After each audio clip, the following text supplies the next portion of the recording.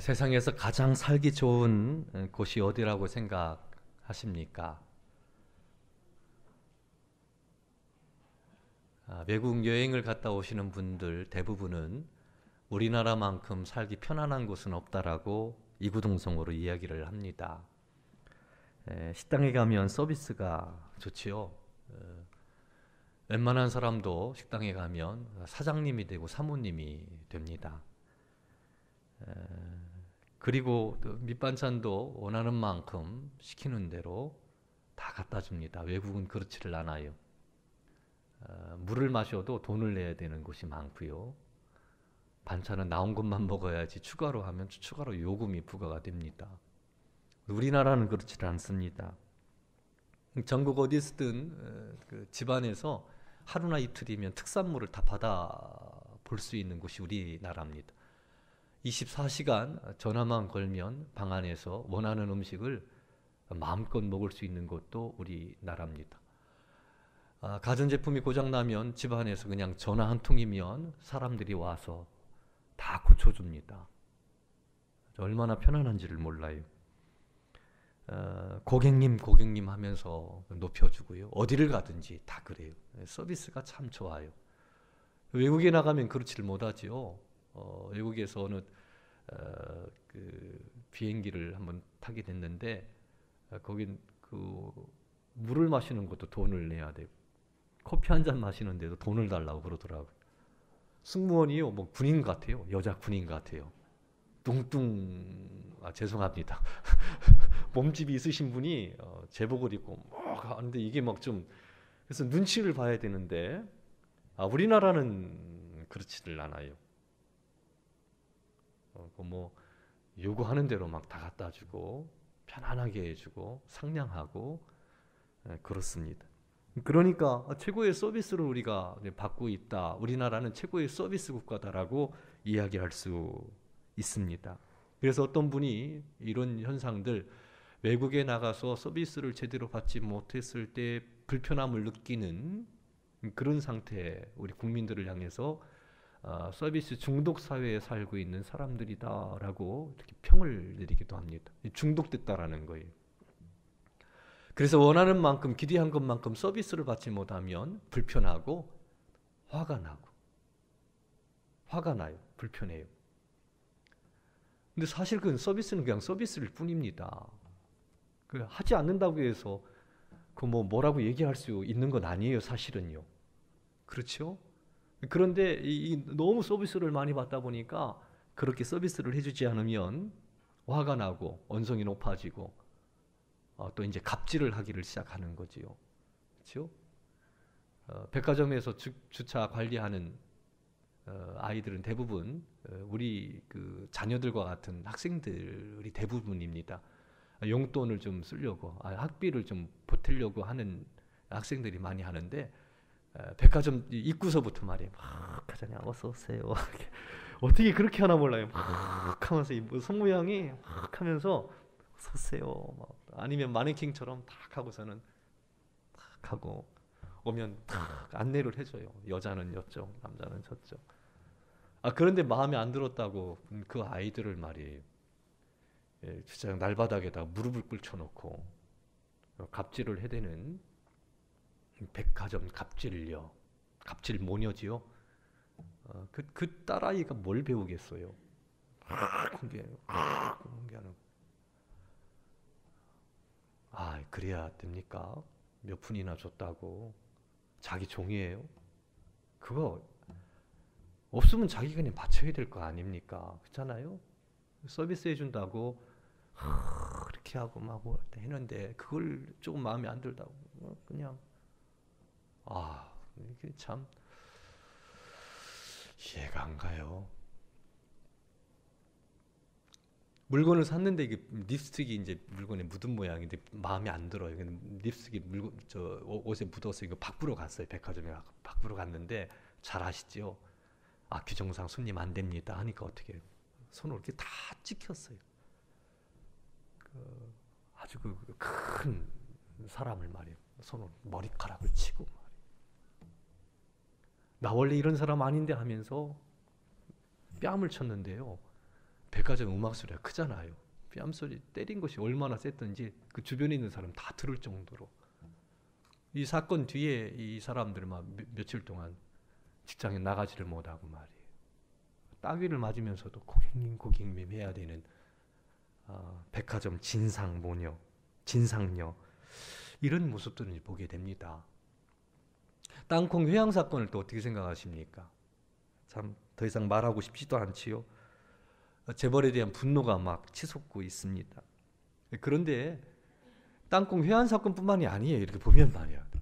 다 평범한 우리와 같은 사람들이 자기도 모르는 사이에 서비스를 제대로 받지를 못하면 서비스 중독 사회에 살고 있기 때문에 무시를 당한다라는 느낌을 갖게 되고, 나를 뭘로 하느냐 이런 식으로 하면서 언행이 나가고 거친 행동이 나가는, 근데 남의 모습이 아니라 사실은 우리의 삶 속에서 이 갑질의 그 모습, 그런 것들이 있다라는 것을 부인할 수 없습니다.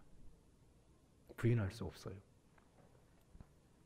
속이 상하고 언성이 높아지고 인상을 쓰고 화를 내는 갑질하는 우리의 삶의 모습들이 얼마나 많은지 몰라요. 7,000원짜리 김치찌개 하나 먹으면서도 소리를 버럭버럭 지르는 것이 우리의 모습 아닙니까? 그런 것 같아요. 왜 이래, 서비스가 왜 이래? 그러면서 자기도 모르게 이 안에서 그 분노가 나오고, 내가 이런 대접 받으려고, 물론 그럴 수는 있지요. 그런 마음 가질 수는 있어요. 하지만 그걸 그렇게 하면 안 되죠. 이런 갑질에 대한 문제가 지금 사회를 좀 힘들게 하는데 우리의 모습들이 발견하게 됩니다. 그래서 저는 이 갑질에 대해서 예수님은 뭐라고 말씀하시는지, 한번 귀를 기울일 필요가 있습니다. 서비스 중독 사회에서 갑질을 하고 있는 것이 우리의 모습이란 말이에요. 부인할 수가 없어요. 그거를요. 당장 한번 시험해 보십시오. 그런 분노들이 우리에게 있어요. 그런 마음들이 있습니다. 근데 예수님께서는 그런 서비스 중독 사회를 살아가는 그리스도인들이 어떻게 살아가야 될지, 진정한 갑이 무엇인지에 대해서 말씀하셨습니다. 진정한 갑은요, 사람들을 대할 때 한 형제 자매라는 것, 한 가족이라는 것을 아는 겁니다. 한 가족이라는 거예요. 오늘 말씀을 보면 납비라 하지 말라, 모든 사람은 다 평등하다라고 주님 말씀하셨어요. 선생은 하나고 너희는 다 형제니라, 이렇게 얘기를 해요. 너희는 다 형제니까 납비라 칭함받지 말아라. 사람 위에 사람 없고 사람 밑에 사람 없다라는 얘기입니다. 우린 평등하다라는 거예요. 사람은요, 수직 관계가 아니라 평등 관계라는 거예요. 평등 관계인데, 평등 관계에서 한 걸음 더 나아가서 한 형제, 한 자매, 한 가족이라는 거예요. 이 공동체라는 것은 구분해서 생각할 수 없다라는 거죠. 한 가족, 한 형제, 이렇게 얘기를 하는 거예요. 근데 우리 본성은 자꾸 이렇게 수직관계로 생각해서, 그러니까 그게 문제가 터지는 것이지요. 힘들어지게 되는 거예요. 여기 납비라는 것은 나의 선생, 나의 주라는 얘기입니다. 납비의 권위가 상당했습니다. 특별히 오늘 본문 말씀은 서기관과 바리새인들을 향한 예수님의 말씀입니다. 이들은 높은 자리에 앉아 있어서 사람들을 가르치는 그런 입장에 있었습니다. 가르치는 입장이니까 흔히 사람이 생각하는 것처럼 저 배움을 받는 사람보다는 내가 높다라는 그런 의식, 내가 높은 자리에 있다, 나는 존경받아야 된다, 나는 대접받아야 된다, 뭐 그런 의식을 가지고 있는 사람들입니다. 그래서 3세기에서 5세기에는요, 탈무드에 보면 납비를 대할 때 학생들이 납비요, 납비요 두 번 반복해서 그렇게 부르도록 했고요. 납비 앞으로 지나간다든지 옆에 지나간다든지 있을 수 없고요. 인사도 마음대로 할 수가 없어요. 왜?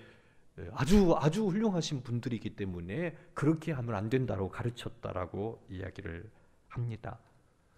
또 앞절 말씀을 보면 잔치에 높은 상석에 앉으려고 하는 마음, 시장에서 문안을 받으려고 하는 그런 마음, 그렇게 얘기하면서 야, 그렇게 하지 마, 그렇게 하지 마. 너희들은 다 형제라고 말씀하고 하고 있는 겁니다.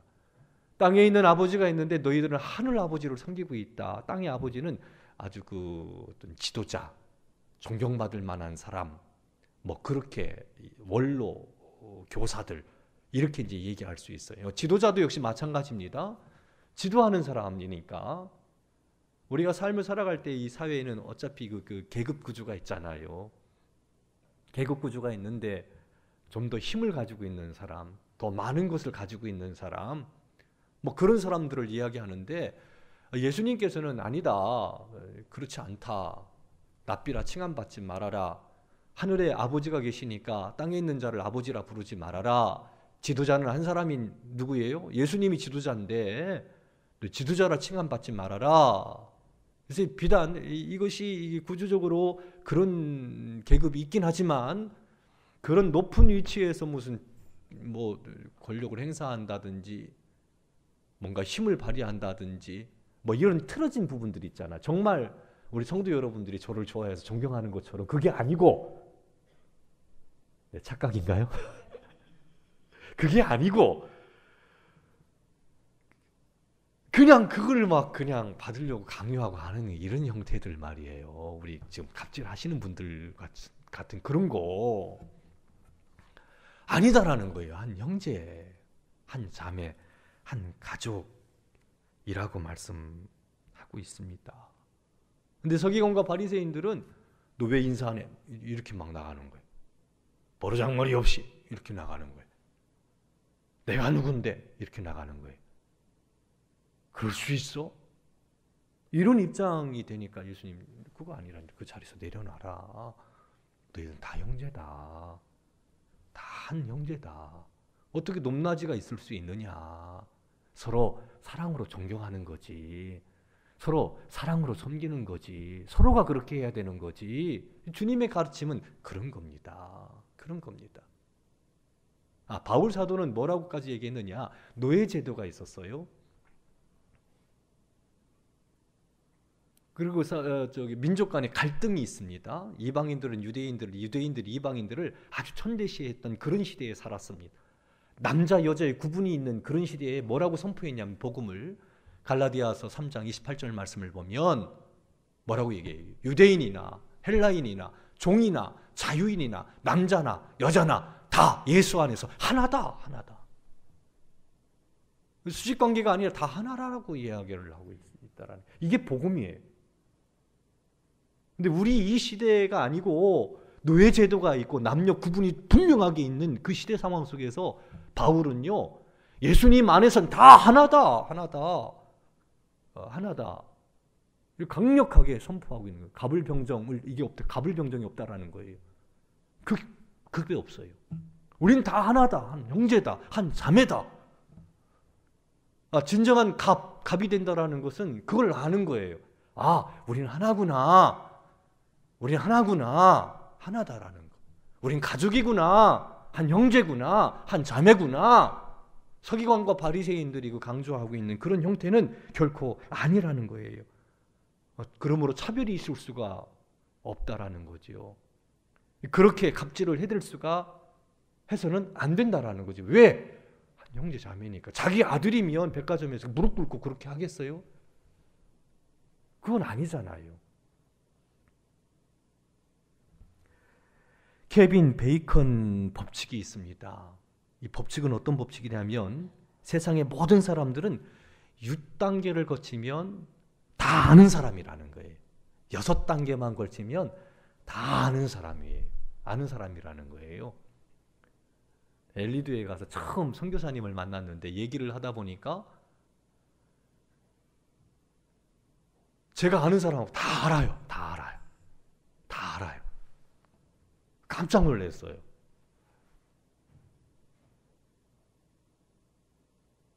우리 이동호 안수집사님하고 함께 신앙생활 했더라고요. 몰랐던, 그냥 한번 물어봤더니 그냥 다 알아요. 여기 승무원이 비행기 탄 노 부인 친절하게 사랑으로 잘 서비스를 해줬어요. 그리고 이제 시간이 지났습니다. 맞선 자리를 보러 나갔는데 맞선을 보고 나중에 알고 봤더니 자기가 기내에서 그렇게 서비스해 주었던 그분이 시어머니 짤이에요. 시어머니 짤이. 그래서 결혼을 잘했다고 그럽니다. 왜? 봤으니까. 그러니까 몇 단계만 거치면 다 안다라는 거예요. 다 안다라는 거예요. 다 아는 사람이라는 거죠. 그러니까 어떻게 해야 돼요? 우리가 다 아는 사람이니까 사랑으로 존경해야 된다라는 거죠. 그렇잖아요? 그래야 되잖아요. 거기다가 예수님께서는 우리 믿는 사람들한테 가족과 형제들에게 하는 것 그 이상의 것을 이야기를 하셔요. 뭐라고 말씀하셨냐면 야 네가 뭐 어떻게 살든지 무엇을 하든지 다 주님께 하듯 해야 된다. 이게 주님의 가르침이세요. 우리는 본성상 수직적인 관계 속에서 사람들을 대하려고 하는 그리고 권세를 부리려고 하는 마음을 가지고 있는데 예수님께서는 뭐라고 말씀하셨냐면 아니다. 모든 일을 하든지 간에 다 주님께 하듯 해라. 주님께 하듯 해라. 노예를 부리고 있는 그 상전에게도요. 야, 너 노예를 네 노예라고 생각하지 말고 한 형제를 대하는 것처럼 그 노예에게 죽게 하듯 해라. 이거 주님의 가르침이에요. 우리가 잊지 마세요. 이 교회 울타리 안으로 들어왔다라는 것은 주님의 다스림을 받는다라는 거예요. 우리가 성도라는 것은 주님의 가르침을 받는다라는 겁니다. 세상 사람들이 보는 관점이나 살아가는 방식 그것을 다 버리고 주님께서 말씀하시는 대로 살려고 우리들이 성도가 된 거예요. 그게 믿음인 줄 믿습니다. 죽게 하듯 하라고 말씀하고 있어요. 거듭 말씀드리지만 남편을 대할 때, 아내를 대할 때, 부모님을 대할 때, 자녀를 대할 때, 성도와 성도를 대할 때 그리고 어디를 가든 무엇을 하든 어떤 위치, 어떤 환경 가운데 있든 그 모든 것을 죽게 하듯 하라는 거예요. 주님께 하듯, 주님이시다.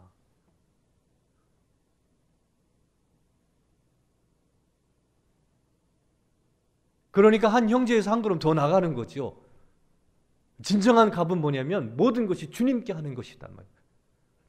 주님 안에서 하나단 말이에요. 그러므로 어떻게 해요? 사랑과 존경으로 배려하고 감싸주고 위로하며 차별하지 말고 막말하지 말고 모른다고 모르는 게 아니죠. 다 알아요. 다 알아요. 다 알아요. 그러니까 어떻게 한 형제다. 그래 수직한 게 아니지. 가부장적 사고는요. 그 복음적이지 않습니다. 그 마귀적인 거예요. 어떻게 여자로 태어났다고 마음대로 할 수 있겠습니까? 그렇잖아요? 그건 복음이 아니지요. 남자 여자 하나. 주님의 가르침이시. 모든 일들을 사랑하는 성도 여러분 주님께 하듯 그렇게 행하는 우리 성도 여러분들 되시기를 바랍니다. 다 아는 사람들이다. 한 형제다. 두 번째 진정한 값은 섬기는 것입니다. 오늘 말씀을 보면 11절입니다. 너희 중에 큰 자는 갑이지요. 수포갑. 너희 중에 큰 자는 수포갑이지요. 너희를 섬기는 자가 되어야 하리라. 수포갑이 된다라는 거, 큰 자다라는 거, 큰 자. 더 많이 가지고 있는 사람, 더 큰 권력을 가지고 있는 사람, 더 많은 것을 소유한 사람, 이런 사람들은 섬기는 사람이 되어야 된다라는 거예요. 즉 다시 말해서 부족한 사람들의 그 부족한 부분들을 채워주는 것이 더 많이 가지고 있는 사람이라는 거예요. 건강한 사람은 건강하지 못하는 사람 그 채워줘야 되고요. 지혜가 부족한 사람은 지혜를 가지고 있는 사람이 좀 채워줘야 되고요. 내가 권력을 가지고 있다면 그 권력을 가지고 더 힘들고 어려운 사람들을 좀 배려해주고 보호해주고 도와주는 것, 이것이 진정한 값이라는 겁니다. 더 많이 가졌다고 막 무시한다든지 뭐 그렇게 한다면 그것은 틀린 인생이에요. 다른 인생이 아니라 틀려먹은 인생이에요. 틀린 거예요. 틀린 거. 인생 틀리게 삶을 살아가는 거예요. 답이 아니에요. 큰 자로의 삶을 살아간다라는 것은 섬기라고 말해요. 100년 던전 조종 영국에 포위된 프랑스의 칼레 마을에 포위를 당한 상태에서 식량이 떨어지게 됐어요. 더 이상 버틸 수가 없었어요. 그래서 이제 항복을 해야 됩니다. 영국에 항복을 해야 되는데 영국 그 왕이 에드워드 3세가 칼레 지도자 중에서 6명이 목숨을 내놓는다면 그 6명만 처형하고 칼레 시민들은 다 살려주겠다, 이렇게 협상 조건으로 내걸었습니다. 그 시민들을 위해서 칼레 시의 지도자 6명이 이제 목숨을 희생해야 돼요. 그래야 전쟁이 그치고 시민들을 지킬 수가 있는 겁니다. 그때 성자 중에 한 사람이었던 피에르가, 이 성인 피에르가 첫 번째 나오게 됩니다. 그리고 그의 뒤를 따라서 6명의 칼레 시민 지도자가 나오게 됐어요. 문제는 7명이 돼버린 거예요. 7명. 그러니까 한 사람만 살 수가 있는 겁니다. 그래서 7사람이 이제 회의를 합니다. 상의를 합니다. 어떻게 할까? 6명만 죽으면 되는데 한 사람이 살 수 있는데, 그 상의해서 이제 어떤 결정을 내렸냐면 맨 나중에 나오는 사람, 이 사람은 살려두자, 사는 거고, 처음부터 나온 사람들 6명이 죽는 거다. 누굴? 시민을 위해서 죽는 거다. 이렇게 이제 결정을 했습니다. 그 다음날 이제 사람들 쭉 나오는데 첫 번째 나왔던 피에르가 나오지를 않는 거예요. 피에르가 안 나와요. 왜냐면 피에르 마음속에는 한 사람이 산다라는 것, 그것 때문에 시민을 위해서 죽고자 했던 이 지도자들의 마음이 흔들릴까봐 이 피에르 스스로 자살을 해버렸습니다. 그리고 6명이 나가서 시민들을 위해서 기꺼이 희생하겠다라고 얘기를 했다는 거죠. 그 6명을 기리면서 노댕이 만든 작품이죠. 칼레의 시민들이라는 작품이에요. 지도자들. 즉 다시 말해서 지도자는 어떤 사람이야? 큰 자는 누구냐? 사람들을 보호해주는 사람, 배려해주는 사람, 이게 지도자가 되는 거예요. 이게 지도자가 돼야 되는 거죠. 그러니까 아무나 지도자가 선생이 되지 말라고 그러는 거잖아요. 그렇죠? 지도자가 된다, 큰 자가 되는 것은 보호해주고 배려해주는 그런 입장이어야 되지, 군림하고 막 이렇게 하는 게 아니라는 거죠. 여기서 나온 말이 우리가 잘 알고 있는 노블리스 오블리제라는 말이 나오는 거예요. 노블리스 오블리제. 부와 권력을 가지고 있는 사람들은 그렇지 못한 사람들을 보호하고 배려해야 될 책임이 있다라는 거. 그러니까 큰 자는 어떤 사람이냐? 섬기는 사람이 되어야 되는 거예요. 섬기는 사람. 내가 가지고 있는 권력, 부, 그것은 왜 하나님이 나에게 주셨느냐? 타인을 보호하고 배려하라고 주신 거라는 것이지요. 여러분들이 100원을 벌면 100원만큼만 도와줄 수가 있겠죠. 그렇죠? 1억을 벌면 1억만큼 도와줄 수 있겠죠. 그러니까 또 거부가 됐어요. 뭐 하기 위해서요? 따라합시다. 도와주기 위해서. 차곡차곡 쌓아놨다가 자녀들한테 물려주기 위한 게 아니에요. 27에 어떻게 27, 40도 안 되고 30 초반에 있는 친구들이 거대한 글로벌 회사에 임원이 되고 전무가 되고 어떻게 그럴 수 있어요? 그 잘못됐다라는 거예요. 그거는 제대로 몰라요. 이거 제대로 모르는 거예요. 그렇게 물려주는 게 아니고 타인을 더 보호하고, 이것이 주님의 가르침이라는 사실입니다. 나는 권력이 없으니까, 가진 것이 없으니까 그렇게 말할 수 없어요. 왜냐하면 이것은 상당히 상대적인 것이거든요. 즉 다시 말해서 나보다 좀 연약하고 힘들고 어려운 사람은 그 사람보다 내가 더 많다면 우리에게는 어떤 책임이 있냐면 그 사람들을 섬겨야 될 책임이 우리에게 있다 라는 거지요. 지금 있는 자리에서 좀 공동체 안에서 부족한 부분들을 내가 채워줘야 되고 내가 섬겨줘야 되고, 이것이 진정한 갑인 거예요. 큰 자는 섬겨야 되리라, 섬겨야 된다라는 거. 그러니까 사실 이렇게 보면 큰 자로 삶을 살아가는 게 그렇게 매력 있는 건 아닐 수도 있어요. 우리 세상 가치를 가지고 보면 말이에요. 왜?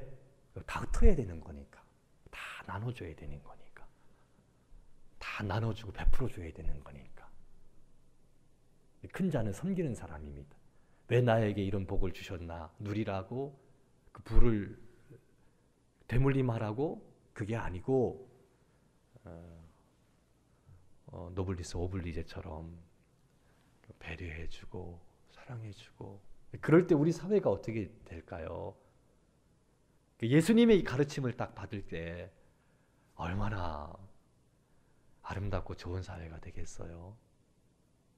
소망이 있잖아요. 숨 쉴 수 있는 행복한 그런 세상이 되지 않을까요?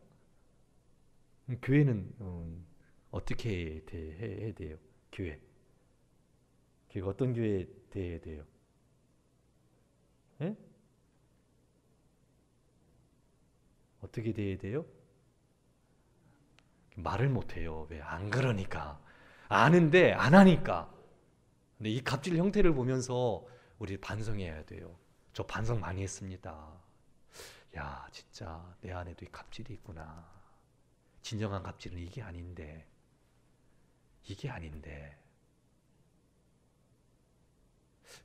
그래서 우리가 큰 자가 된다라는 것은 섬기는 사람이라는 것 잊지 마시고, 한 사람만 축복받을지어다. 한번 해보세요. 그거 얼마나 좋아요. 그거 가지고 인사 받는다고, 대접 받는다고 저렇게 뭐가 있어요. 속으로는 욕 되게 하는데 속으로는 막 욕하거든요. 지가 뭐라고 말이에요. 욕하면서 겉으로만 그냥 이렇게 그런 경우가 많거든요. 그렇게 받아가지고 대접받아가지고 뭐 하겠어요. 잖아요. 그게 아니고 따라합시다. 큰 자로 산다는 것은 섬기기 위해서다. 그러니까 힘 마음대로 쓰면 안 되는 거예요. 무슨 말인지 알겠죠? 구역장님이니까 막 마음대로 할 거예요. 그냥 나를 따라와, 내 마음대로, 내가 구역장이 알았지, 뭐 이렇게 할 거예요? 아니죠. 그건 뭐 하는 사람이에요? 구역원들을? 그렇죠. 섬기는 사람들. 그럴 때 뭐가 좀 되잖아요. 이게 뭔가 되잖아요. 거기다 한 걸음 더 나아가서 예수님 뭐라고 말씀하셨냐면, 진정한 갑은 낮추는 사람이다. 그 천국 법에 대해서 이야기합니다. 누구든지 자기를 높이는 자는 낮아질 것이고 낮추는 자는 높아질 것이다. 높은 사람은 낮은 사람이라는 거예요. 그러니까 하나님께서 사람을 평가하실 때 평가 방법이 세상 법하고는 달라요. 천국의 법은 어떤 거냐면 자기를 낮추는 사람. 자기를 낮추는 사람이. 이거 아니에요. 우리 2부 예배 때만 얘기할게요. 우리 아들이 있어서 얘기하는 건 아닌데, 우리 지섭이가 참 잘 섬겨요. 우리 집에서는요, 수포갑이에요. 섬기니까. 엄마, 아빠, 형 가만히 앉아가지고 다 시켜요. 좀 안 됐어요. 근데 막내로 태어났으니까 뭐 우리 집도 이제 틀려지죠. 그런데 어느 날 이 친구가 불만을 얘기해요. 씩씩거리면서요. 내가 뭐 이 집에 종이냐, 왜 나만 시키냐. 근데 우리 가정도 이제 거듭나야 돼요. 나름대로 이제 아빠이기 때문에 하려고 해요. 노력을 제가 많이 하는데, 개밥도 제가 다 줍니다. 제가 다 해요. 뭐 하는 게 많아요. 안 시켜요. 근데 왜 그 생각이 늘 가지고 있었는데 어느 날 이 친구가 막 2부 예배 때만 어디 얘기하지 마세요. 여러분 2부 예배 나오신 여러분들 마음이 통해. 3부 예배 때 얘기하면 시험 든단 말이에요.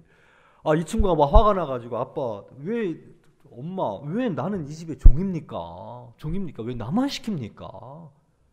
형도 그렇고 엄마도 그렇고 아빠도 그런 것 같고 왜 그래야 됩니까? 이거 골이 난 거예요.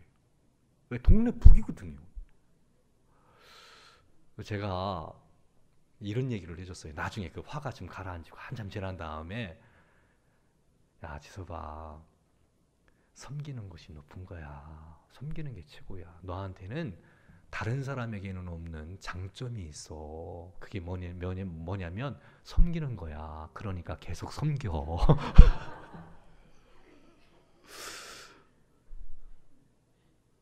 화가 나죠. 그죠? 저도 막내예요. 제 얘기를 해줬어요. 통금 있었을 때 밤 12시 되면 큰형이요. 돌아가지고 야 라면 끓여와. 딱 그러잖아요. 막 자다가 일어나가지고 막 형님이 얘기했으니까 막 골목길 왜 통금이 있으니까 막 해가지고 딱 한가운데 열어놓은 데가 있어요. 딱 가면 꼭 사와야 될 라면, 쇠고기 라면. 우리 그 형님이 다른 라면 또 안 먹어요. 성격이 아주 독특해요. 소고기 라면 끓여가지고 가야 돼. 부르면 또 돼지게 또 혼나요. 정성을 다해서 돼지처럼 지 혼자 다 먹어요. 나이 차이가 많이 나거든요. 야 아빠 그런 적도 있는데 야 막내의 숙명이다. 근데 아빠가 볼 때 이건 성소적이다. 그러니까 그거 핏대내고 그러지 말고 섬겨. 낮아지는 사람이 높은 사람이야. 존귀한 거야. 그거 참 좋은 장점이다. 그걸 버릴까 봐 좀 걱정이 돼요. 그래서 그렇게 이제 얘기한 적이 있거든요. 우리는 그런 마음을 가지고 우리 저 친구가 둘째가 그런 마음을 갖는 것처럼 그런 마음을 가지고 있어요. 막 하면 내가 좀 바보가 되는 것 같고 내가 그런 것 같고 막 그런 마음을 갖는데 주님의 평가는 달라요. 자기를 높이는 자는 낮아지고 낮아진 사람이 갑인 거예요. 갑. 여러분 갑이십니까? 그러니까 너는 갑이야, 갑. 그게 나쁜 게 아니라는 거예요. 주님의 평가가 그렇다는 거죠. 그래서 어떤 마음을 갖느냐? 그래, 너 높여줄게. 나 섬길 거야. 그러면 스트레스 없어요. 내가 여기서 오는 스트레스가 얼마나 큽니까? 갈등이 얼마나 큽니까? 제가 담임 목사인데 담임 목사 이렇게 대접해도 돼? 이렇게 할 때 그 목회는 불행하게 되는 거죠. 아니야, 나는 이분들을 위해서 죽을 사람이야. 죽어야 될 사람이야. 보호해줘야 될 사람이야. 그 얼마나 행복하게 목회할 수 있겠어요. 똑같은 시간, 똑같은 시대를 살아가면서 말입니다. 대접받으려고 하지 말고 어떻게 해야 돼요? 근데 참 이게 힘들죠. 그런데 믿음으로 우리는 그 길을 걸어가야 돼요. 그럴 때 자유가 주어지게 되는 거고 주님이 은혜를 베풀어 주시는 거예요. 에스겔서 21장 26절 말씀을 보면요. 하나님의 심판이 나오는데 글자가 잘 안 보이네. 보니까 뭐라고 되어 있어요? 관과 왕관을 벗어라. 그리고 하나님 심판하실 때 자기를 낮추는 자를 높이시고 높이는 자를 낮추신다라고 이야기하고 있습니다. 예, 그렇죠. 다 읽습니다. 시작. 주 여호와께서 이같이 말씀하셨느니라. 관을 제거하며 왕관을 벗길지라. 그대로 두지 못하리니 낮은 자는 높은 자를 낮출지는. 에스겔서 21장 26절 말씀이에요. 이게 무슨 말입니까? 그 예수님도 이 땅에 오셔서 어떻게 하셨어요? 높여주셨지요. 하나님과 동등된 분인 예수님이시지만 자기를 낮추셨어요. 그래서 마구간에 태어나셨고요. 십자가에 죽기까지 희생하셨어요. 낮추신 거예요. 그때 하나님께서 우리 예수님에게 뛰어난 이름을 주십니다. 지극히 높여주십니다. 모든 무릎을 그 무릎 앞에 꿇게 하신다라고 말씀하신 거죠. 그러니까 낮추는 것만큼 우리 반동이 낮아지는 것만큼 더 크게 올라갑니다. 하나님 그렇게 존귀하게 여겨 주시는 분이라는 것을 말씀하고 있습니다. 그리고 이렇게 말합니다. 예수의 마음을 품으라. 이 예수의 마음을 품으라. 아주 유명한 말씀을 바울이 하지요. 그 예수의 마음이 뭡니까? 낮추는 거거든요. 낮아짐으로써 하나님이 높여주는 역설의 삶. 이것이 진정한 갑이 된다고 이야기합니다. 지금 우리 사회는 가진 자의 갑질로 충격을 받고 있고요. 이곳저곳에서 갑질의 다양한 형태가 어떻게 나타나는지 우리에게 보여주고 있습니다. 있을 수 없는 일입니다. 그러나 우리의 삶 가운데서도 그러한 갑질의 형태가 있습니다. 주님께서는 진정한 갑에 대해서 오늘 우리에게 말씀하십니다. 너희는 다 한 형제다. 큰 자는 섬기는 자가 되어야 한다. 스스로 낮출 때 하나님이 높여주신다. 존귀케 하신다. 사랑하는 성도 여러분, 주님의 가르침을 받아 가정에서 또 교회에서 일터에서 진정한 갑으로 살 때 놀라운 일들이 벌어질 겁니다. 새로워지고 기적이 일어나게 될 겁니다. 여러분 갈등하고 있는 모든 것들이 다 사라지게 될 겁니다. 진정한 갑이 되시기를 주의 이름으로 축원합니다. 그러면 거기 자유를 보게 되고 하나님의 기적을 보게 되고 죽은 것도 다시 살아나는 하나님의 놀라운 은혜를 보게 될 것입니다. 진정한 갑으로 영광 돌리며 세상을 새롭게 써나가는 우리 성도 여러분들 되시기를 주님의 이름으로 축원합니다. 사랑과 은혜가 많으신 하나님 아버지 감사합니다. 하나님의 은혜와 사랑으로 우리를 복 있게 하시고 세상 사람들을 알지 못했던 것, 보지 못했던 것 보게 하고 듣게 하심으로 아버지 복 있는 사람으로 살아가도록 인도해 주시니 감사합니다. 진정한 갑이 되게 하여 주시옵소서. 그래서 세상을 새롭게 변화시켜 나가는 아름다운 주의 백성들 거룩한 누룩으로 승리하며 살게 하여 주시옵소서. 예수님의 이름으로 기도드리옵나이다. 아멘.